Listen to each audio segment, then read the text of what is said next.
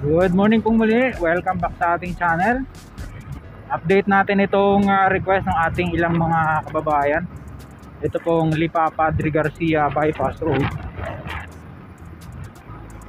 Araw po ng linggo ay ka-23 petsa sa buwan ng Marso 2025. Ang oras na po natin ay alas 8:30 ng makulimlim na umaga. Tapos lumakas ang hangin, kabayan. Yun ang worry natin. Ito na po yung sinasabi ko na sana hindi masayang yung vlog natin, ano, yung ating biyahe. Ayun, nandito na tayo sa Barangay Talisay. Kung saan dito nga po nag-uumpisa yung etong Lipa Padre Garcia Bypass Road. Alamin natin yung latest development dito. Tinatanong ni Sir Joshua Kim Aguila kung nadadaanan ng 4-wheelers. Tapos si Sir Bernie 9469. Ayan, shoutout po sa inyo, magandang umaga. Sana makapagpalipad tayo ng drone banda ron ng konti. Tanaw na tanaw yung Mount Malarayat, oh. Alamig dito mga kabayan. At syempre, yamang tayo ay nandito na rin lang sa Lipa, Batangas. Ito po yung ating pangalawang series ng vlogging ngayon, dahil dito nga yung ating itinerary. Abay, hindi po natin pinalampas na muli ay makakain ng masarap na lomi, no? Yan, oh, perfect sa malamig na panahon. Dito, kalamig. Tapos, pagkatapos maglomi, abay, sabayan natin ng libreng kaping barako. Oo, saan yan? Diyan lang po yan sa Chibong's Lomi House bago dumating ng Barangay Talisay kung kaling kayo ng sa may Fiesta Mall, ano. Nandito yung mga equipment nila, oh. Excuse me po. Yan. Ayun, balik tayo dito sa ating pong ina-update sa inyo. Titingnan natin kung mabubuo natin siya hanggang doon. Mabubuong buo natin hanggang doon sa Barangay Bawi, no? May nag-attempt na dumaan na kotse, oh. Ay, dahan-dahan naman. Ay, grabe, madulas yan kahit puro alikabok. Ayun, sementado na rito, oh. Saan yung galing? Baka nagpa-practice driving lang yan. Tapos itong paakyat na ito, sementado na rin. Dati nung huling punta natin, lupang lupa pa ito, eh. Tapos nilalagyan na ng drainage doon sa kabilang gilid. Tapos aalamin natin kung nabulwas na yung padiretsong yan, kabayan, ano. May barracks na sila dito, oh.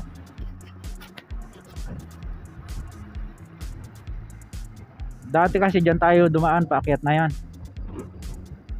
Kalakas ng hangin. Ay, grabe, kaya. Ayun, oh, may umpisa na.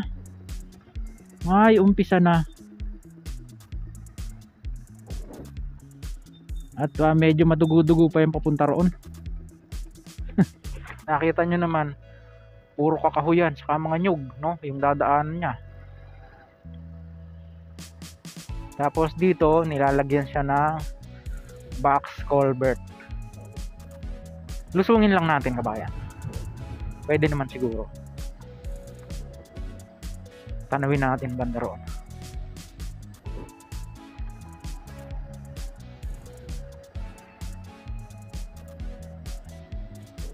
Kaya na kaya. Parang may bagnas na, no? May bahay pala dito.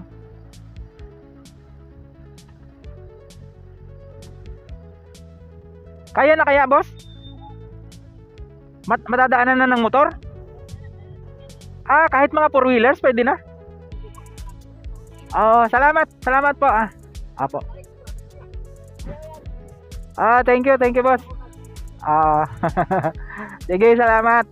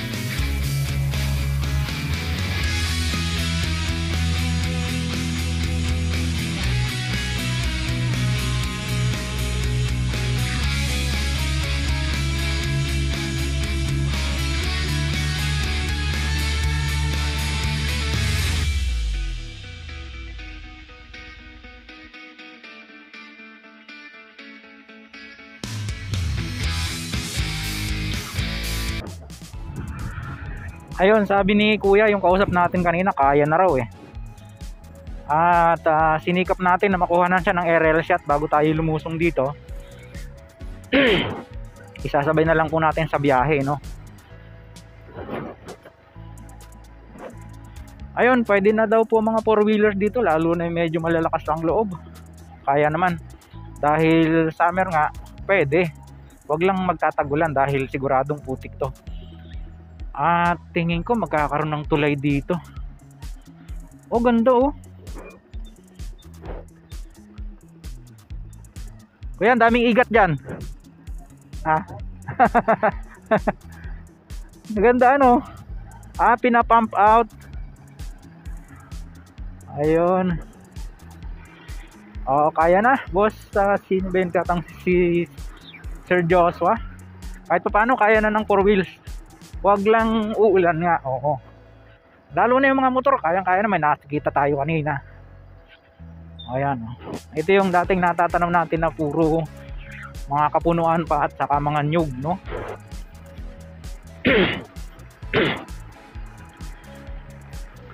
Yun nga, kahit pa paano, napaabot natin dito yung drone natin. Dito yung daan papunta doon sa Barangay Road eh. Uy, may gumagawa.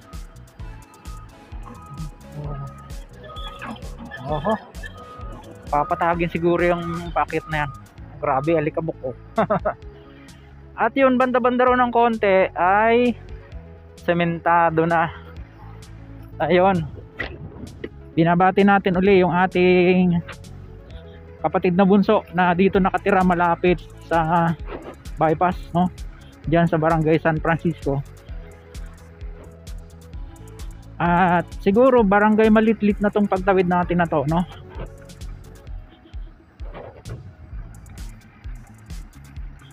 Ayan, dito sementado na. Ito yung natatanaw natin madalas sa drone shot. Nagpipicture. Okay na? Thank you.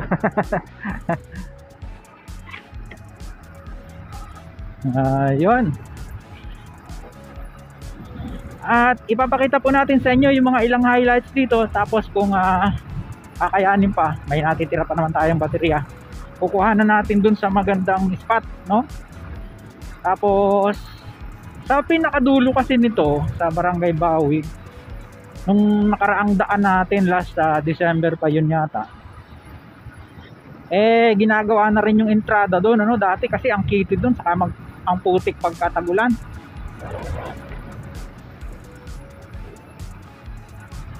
Ayun, ginagawa na ng ano dito, sidewalk.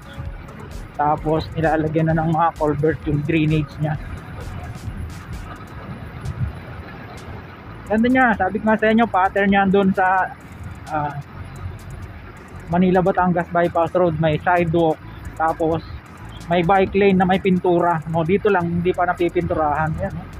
Yung gilid, makita nyo maya maya dyan sa unahan ng konti. Saka itong lugar na ito, nung mga huling vlog natin, wala pa siyang gutter, wala pang sidewalk, saka drainage, no? Tapos ito namang area na to, ayun dun sa nakausap natin nung makamakailan, ay quarrying area nila to. Yan, kaya pala tuloy-tuloy na tinitibag yung kwan. Tapos binabakuran na ng cyclone wire. Yan, no? Grabe, no? Tapos yan yung mga naghahakot.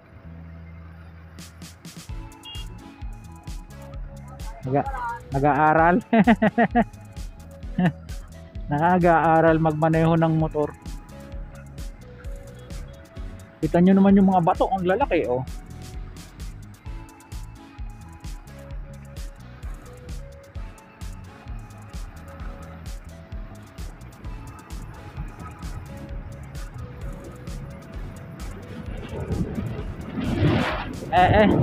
Talagang may kalakasan ng hangin. Kabayan, grabe. Ano kaya yan? Patola? Ano? Parang bulaklak ng patola. Kulay dilaw.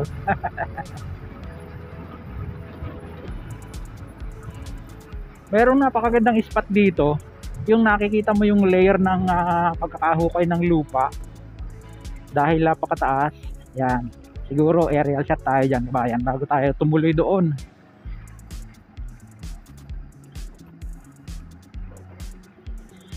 As usual, meron pang mga part na rough road, no? Ano kaya itong ginagawa to? Girders. Ay, doon sa mga gagawing tulay. O, girders to eh, oh. Ayan, sinasabi ko sa inyo, oh. Yung layer ng lupa, kitang kita.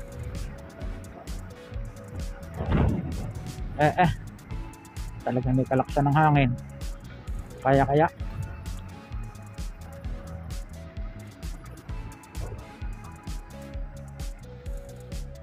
ang layo na ng natibag, no? Grabe likabok dito. Pinong-pino yung lupa, oh. Pero kapraso lang naman kasi pagdating dito ay sementado na uli.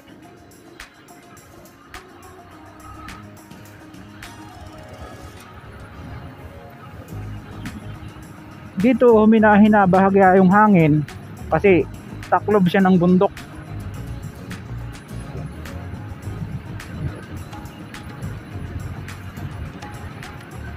Napakaganda ng view dito, kabayan, lalo na pagka baguhan kayo sa lugar. Kakaiba, ayan, no? Tingnan nyo.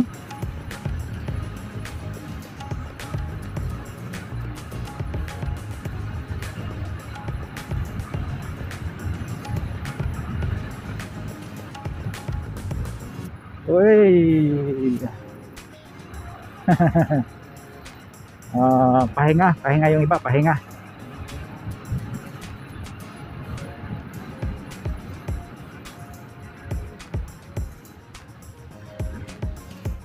Harap road ulit. Then dito nakarating yung drone natin dito, natanaw natin siya. Ganda tingnan, di ba? Ang lawak nung bike lane. Kapraso nga lang yung sidewalk, yung pinakang niya yung tapat ng drainage, so ang lawak ng bike lane. Yun, lalaki ng bato, dinudurog, kakarga sa truck yan dyan, oh. Ayun, may kapraso na ng semento dito.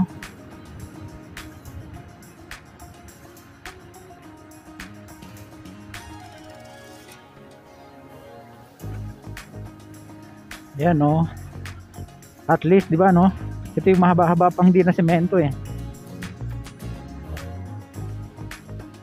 Naglalagay sila ng forma.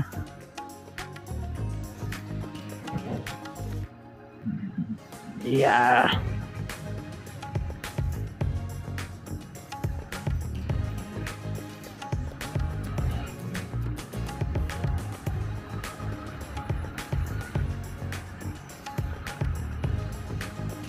Sementado na rin to, dating rough road to. Oh, Sa bagay, 4 na buwan na yung huling vlog natin dito, kabayan eh. Oh, kapraso na lang pala ang hindi pa nasisemento. Halos buo na siya. At saka yung doon, yung bagong bulwas, pag yun ay nasemento na, goods na dito, kabayan. Pero ayun, tagusan na, kabayan, tagusan na tayo. Lalo na yung mga nakamotor. Mayroong 4-wheelers na medyo malakas ang loob, kayang kaya, lalo na kung mga naka 4x4 kayong pick up, ay nako, walang problema. Kapraso lang naman ang akyatin, kayang kaya.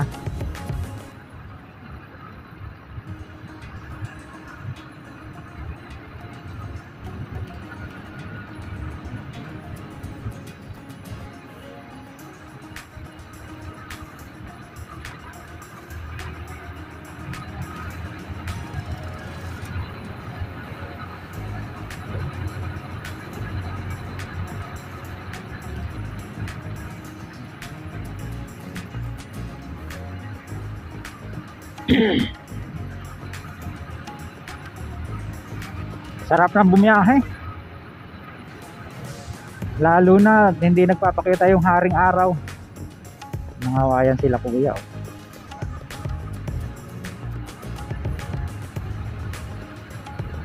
Hindi mainit, yun nga lang, sobrang lamig kanina, grabe, nangangatog ako.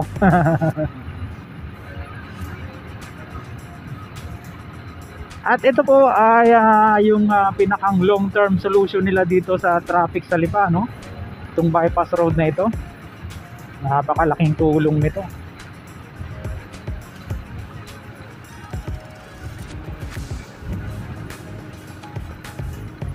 Uy, ano kaya ilalagay dyan? Kinukuwari din o paglalagay ng establishments o mga company? Yan ang aabangan natin dito.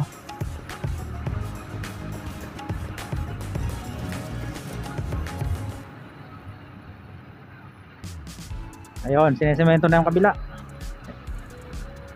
Tapos tuloy-tuloy yung paglalagay ng sidewalk at saka bike lane. Oh, ayan, oh.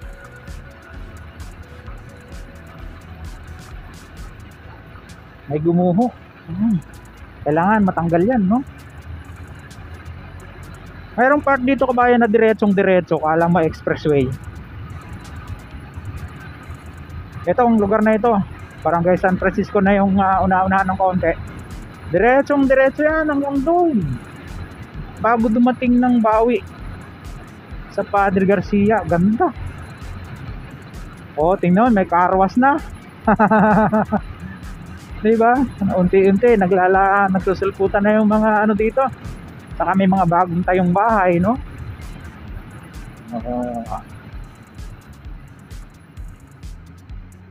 Ito po yung National Road, Barangay Road. Dinadaanan natin dati.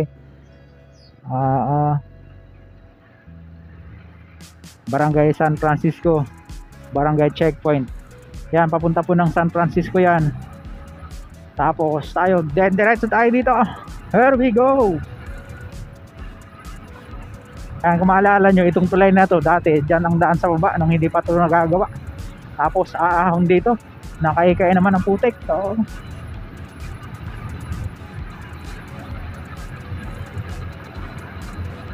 sarap bumiyahe. Ito po yung sinasabi ko sa inyo na Malaya Expressway, ang lapad, oh. Saka diretsong diretso siya.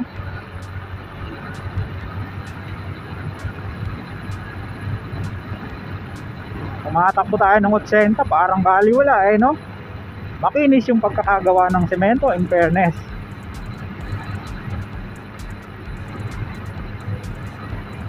Tamo, ayan, oh. May mga nakasakay sa bubong. Typical na probinsya talaga, ano. Malapit na po tayo sa dulo. May vulcanizing shop na. Pagtawid ng tulay na yan, Barangay Bawi na yan, Padre Garcia na po yung kabilang yan.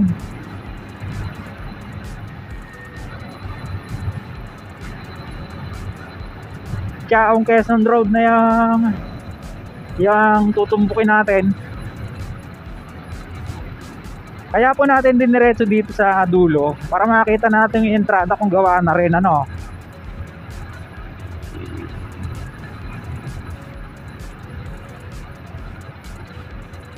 Ayos na, kabayan. Very good. Sementado na yung kabila. Ito, oh. Ayun, ganda ng pagkakakarb, oh. Tapos itong kabila, syempre, susunod na yan.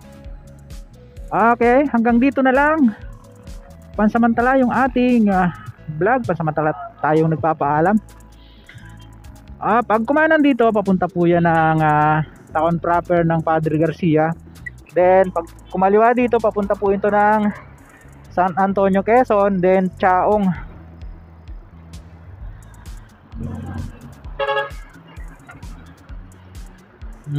So kunyari papunta tayo ng Padre Garcia, ano.